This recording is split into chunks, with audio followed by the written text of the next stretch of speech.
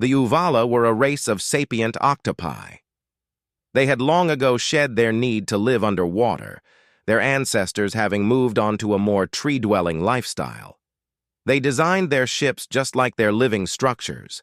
No real up or down. Pipes everywhere, used for swinging around. Control consoles could be anywhere. Doors, too. It would seem as a maze with no rhyme or reason to pretty much any other race in the universe, especially the Wendigo. One of them had his antlers stuck in a pipe for days. Maiko had tried to free him multiple times, but the bastard was stuck. The hunger was too strong in this one, and he wouldn't help, just kept writhing. Mai considered just sawing it off, but being a youngling, he wasn't sure what this would do to his associate's status as an elder Wendigo. Besides, there were thousands on board. They all had needs. Mai needed to get the ship out of orbit of this fucking gas giant. Now, as far as he could tell, they could go indefinitely without eating, but the hunger rendered his crew practically useless. When he was human, he did have basic knowledge on how to man a starship. This one, however, the bridge was a clusterfuck. Couple that to the fact that he couldn't read Uvala. He had figured out how to fire the ion thrusters. That just made the ship spin even faster. Still, it did seem to make it move forwards quicker. He remembered reading somewhere that hauling ass around a large body, yo mama, would increase your speed. He needed to get the ship somewhere populated. The moons of the gas giant were barren, and the station orbiting said planet was full of humans. Humans hunted Wendigos. Once they learned that most cryptids were real, they decided to exterminate them. That's what he did as a human. Tsinta was a planet of cryptids. When portal tech became a thing on Earth, most of the crypts left for Tsinta. It was a swampy forest world. The only humans present were primitive at best. How did they get there? Well, there were a few portals to Earth. They might have emigrated there during an Earth ice age. Or they evolved there independently. Possibly both. The human form was actually pretty common in the galaxy. Science chalked it up to something called panspermia. Anyway, the Wendigos had plenty of food, as long as you ate the ones not on vamp territory. The vamps protected their cattle with an iron fist. Wendigos did not get along with vamps as well as they did lichens. It is worth noting that the creatures known as Sasquatch, Yetis, and Bigfoot were actually lichens. The wolf-like form was typically rare. As a human, Mai hunted cryptids. His spell drive gave him incredible swordsmanship, and his portal abilities were astounding. When he found out about Tsinta, he just had to go to the source. Bad move. A day into his arrival, he got his ass jumped by a lichen, it ripping his spell drive right off of his spine. Left for dead, he lay in agony for days, only to get bitten by a Wendigo. Now, science eventually learned that the Wendigo was not a subhuman race. Some of the legends did claim that it was the result of cannibalism, so they began searching for a prion disease. They were half correct. There was a folded protein embedded in the capsid of a strictly alien bacteriophage. The prion would separate, causing the hunger and the shift in the mental status. The phage would somehow attack muscle and bone cells, morphing them into the familiar mutation known as a Wendigo. The skin would tighten around the swollen muscles, the finger bones shedding their skin and fusing into claws. The skull would stretch out into a snout, leaving the skin so thin as to become transparent. Antler-like growths would amazingly sprout from the skull after 5 years. Any organic material consumed would be repurposed into muscle cells, causing the creature to grow in size proportionate to the weight of the food. The legends were pretty close to the truth. And yes, the pathogen was spread through the saliva. He never learned why it didn't consume him entirely, leaving enough to transmogrify into a Wendigo. If he had met the individual that turned him, he never knew. Most of them didn't speak much. He assumed this wasn't due to lack of intelligence, rather some being hundreds, if not thousands, of years old. They simply forgot how. The Uvala had attempted a takeover of Tsinta. They only sent 2 ships. The one that landed in Wendigo territory was almost immediately swarmed. In a panic, the entity at the helm launched it with them all aboard. Also, for the record, the Vampire King now has a starship. So he made himself the de facto captain of the ship. He named it the Ana-I. It meant either enemy or alien in Navajo, at least according to the language translator he was able to connect to aboard the space station. Free Wi-Fi was hard to come by, especially in space, and he only had about 15 seconds every 2 days. His tablet only had about 5% battery as well, so he really had to time it correctly. He'd spent days trying to use the connection to decode the Uvala's language and figure out how fast the Anai would need to go to leave orbit. That 15 seconds was a pain in the ass. Plus, he fat-fingered his searches, resulting in gibberish. Claws were not meant for touchscreens. He spent time in between Googles walking the ship, attempting to free his crew from the climbing pipes, trying to calm the ones stricken with the hunger, or just trying to map out the thing. It was huge. On day 359 of his orbit, he figured out how to fire the FTL drive. There was a bypass in engineering.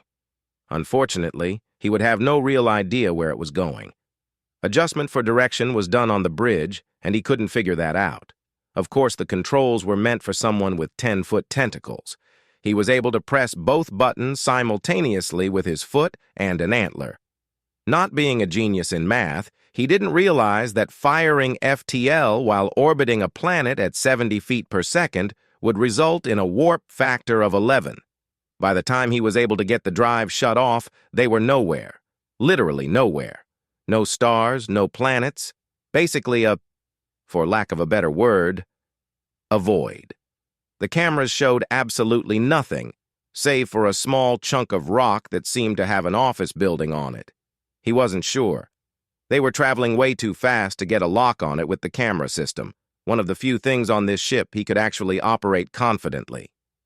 He was later sitting in what was apparently a mess hall. Cans previously holding food were shredded and tossed about. There was one table actually on what he would call the ground. His head was in his arms. The hunger was starting. He knew he could fight it. He just needed a minute. Ship. He heard. He looked up. Another Wendigo was pointing out the window at what appeared to be a giant battleship. A dreadnought, if he didn't know any better. Fuck. He fled to the bridge. Not once had he ever attempted to try the communication equipment. He hoped it worked. He hoped they used the same subspace channels as everyone else in the Union. He got there in time to hear a message. Unknown mining vessel. This is the HMS Bounty. I am Captain Stanley on behalf of President Jenkins of Earth. Please. What? Say that again, Comm Sergeant Andrews. A ship full of Wendigos? Oh, fuck that. No, we aren't going to board it. Are you on space crack? The transmission ended. Fuck, fuckity, fuck, my thought. They are no doubt going to blow us up. And he was pretty sure this ship had no weapons. It was apparently a mining vessel. Even if it did, how the fuck do you use that shit? Nope. No torpedoes. No plasma rounds. Instead, a giant purple disc appeared in front of the ship. Pretty sure it had, like, writing on it, runes or some shit. What the poop? It was obviously a portal. They were spaghettified almost instantly. Time froze. Everything behind him stopped. Everything in front of him stretched out thin for thousands of miles. Then a pop. They were now outside of looked like a large rocky planet with 2 moons orbiting around a binary system. Both stars were red and surrounded by, what are those? Dyson spheres. Shit. These guys were advanced. He was beginning to panic. A small fleet of what appeared to be fighters were approaching quickly. He didn't really know what to do. Then there was a knock. Mai answered. A quivering blob of he didn't know. It spoke shield strong and proceeded to protract a tentacle thing from its pulsating mass. It pressed a button on the overhead console, activating the shields. Unfortunately, one of the fighters had already landed onto the ship. Its docking tube was busy burrowing through the thick hull. It was now trapped under the shield. "Where the fuck have you been? I could have used you months ago," shouted Mai, figuring out that this must have been a converted uvula, its lack of bones or cartilage explaining its interesting form. "Fear, hunger, thought, process not good," it exclaimed in fairly decent English. Mai couldn't tell what organ it used to speak, its shattered beak not moving at all when it spoke. "Well, I'm glad you arrived when you did. You are now first officer. Do you have a name?" "Pargal Nothin' Heptamet 13, it croaked. "Number no, that won't do," said Mai. "I can't pronounce that. How does Fred sound? That was my name before I was turned." The creature appeared to nod approvingly. Or not. Mai didn't know. It was First Officer Fred now. "Fred, do we have any weapons on this hulk?" he asked. "No, only shield. Go fast. Smash rocks." "Okay. All right. Mining vessel. Smashed through asteroids and shit with the shields. The debris likely picked up by the armatures in the belly of the craft. That's what all that garbage down there was for. There was a processing station right in the ship. Got it. "Okay, Fred, can you pilot this thing?" asked Mai. "Can we just smash through the enemy fighters?" "Yes, of course we can," replied Fred. "Neato. Make it so, First Officer Fred." The blob positioned itself upside down from a foam-covered railing, bleeping and blooping away at the console. Not only did the ship right itself, but Fred steered it right into the pack of fighters, destroying all of them easily. The ship was actually pretty maneuverable. "Okay, Fred. Do we have like an intership intercom system? Something I can use to contact the others on board?" Yes, he replied. He extended another twisted, rotted tentacle towards a previously unnoticed switch, then pointed to a small box with hundreds of holes in it. "Fellow Wendigo, this is, your captain speaking. We are under attack by an unknown enemy. They seem to be reptilian. They are likely cold-blooded, so you won't really see their heat signatures. Fuck. Why am I speaking like this? They won't understand science-y talk. No Red Sea. Wait. Got it. Wendigos, feed on the lizard people. Make no more of us. Eat them all." And oh, how they did. Private Gorn had seen it all. His father was a private in the Drexian drop forces. His grandfather as well. He was destined to become a private and remain as such from the moment he was hatched. He had declined multiple promotions, electing to stay where the action was. Boarding an enemy ship was not in his repertoire. That shit was for the anti-pirate forces. This was above his training and his pay scale. Still, orders were orders. This was a colony, after all, and a new one at that. Everyone in the barracks was a drop troop.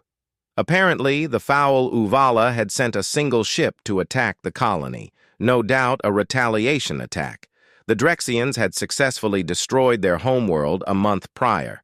Billions dead or enslaved, and they only sent one ship. How pathetic. Gorn entered the alien ship. They were the third squad to enter. The intelligence was fucking understated at best. Hallways seemed to just end, and then go straight up at a 90. Doors were on ceilings. There was a slime coating everything, and it smelled of death. All of the lights were off, probably intentional. He didn't know if the Uvala had heat vision, wasn't brought up in the minimum briefing. From his experience, their large eyes suggested that that was a no. There were 5 of them per squad. They entered the hallway in a V formation, with Gorn being the rear. The officer on RH point fired upon what might have been a Uvala. It wasn't Drex at any rate. An appendage on its head evidently stuck in a random bit of pipe. The rest of the squad opened fire, the thing just screaming at them. Gorn held off. He wasn't convinced. Inter-ship conflict required subsonic Gauss rounds, and they didn't seem effective at all. Uvala were squishy cephalopods. Simple stabbing weapons should have sufficed. The gunfire slowed. The other men must have figured out, no, shit, there were only 3 of them. The other 2 broke formation? Absolute balderdash. If they survived this skirmish, he'd have to make an example of them. He heard it before he saw it. A cracking of bones coupled to a slimy sound. An arm reached out from an unseen corridor and grabbed the man beside him. Grabbed might be the wrong word. Impaled and dragged is a better description. Gorn turned to see a large, dark figure tearing out the private's innards, slurping them down like worm noodles. The man would have been screaming had his voice box not been torn through his throat in a deluge of blood. The other soldier, who had followed him in, shouldered his rifle and pulled out his blade. It shattered as he swung on the skull of the beast, these swords being mostly ceremonial. Not knowing what else to do, Gorn raised his plasma pistol, in an extreme violation of Drexian war code, and fired. Looked like a direct hit on the beast. He attempted another shot, but unfortunately, that finger wasn't functional due to the large claw protruding from his elbow. He looked back, seeing only a gaping maw. It was the last thing he saw. He managed to survive for a bit longer. He didn't need his face to know his viscera were being torn from him through his back. It was an absolute slaughter. The Wendigo only suffered 2 casualties. Xian-Tu lost an antler, much to his dismay, and a youngling was burned almost to death by a plasma round. Luckily, the fire suppression system on this ship was top-notch. A few feedings later, and the youngling was right as rain. Mai elected to use the ship to destroy the 2 moons in the same way it would break apart an asteroid. The main planet, being a barren, pre-terraformed world, had 3 dome cities. 2 appeared to be civilian outposts, and the third being military. Subsurface scans showed the 3 were connected via a series of tunnels. The hubris of the Drexians meant that the primary entrance wasn't protected. It took months of sneaking through tunnels and alleyways, the Drex eventually figuring out that the beasts were immune to all but fire. The center city was practically destroyed due to a civilian missing his plasma shot, melting a hole in the dome. The Wendigo learned that day that they can, in fact, survive decompression. They also learned that already dead Drexians tasted every bit as good as still living ones. Mai likened it to alligator. Eventually, they did it. Every single Drexian was either dead or assimilated, the latter only being pilots. Distress calls were ignored, as the Uvula were currently engaged in a guerrilla campaign against the Drex Empire. All subspace communication was intercepted. The chips, it seemed, were falling in favor of the Wendigo. After 7 grueling, for the Drex months, the Wendigo were victorious. It was no longer a ship full of Wendigos tumbling aimlessly through the ether. It was a fleet of Wendigos. The goal was galactic dominance.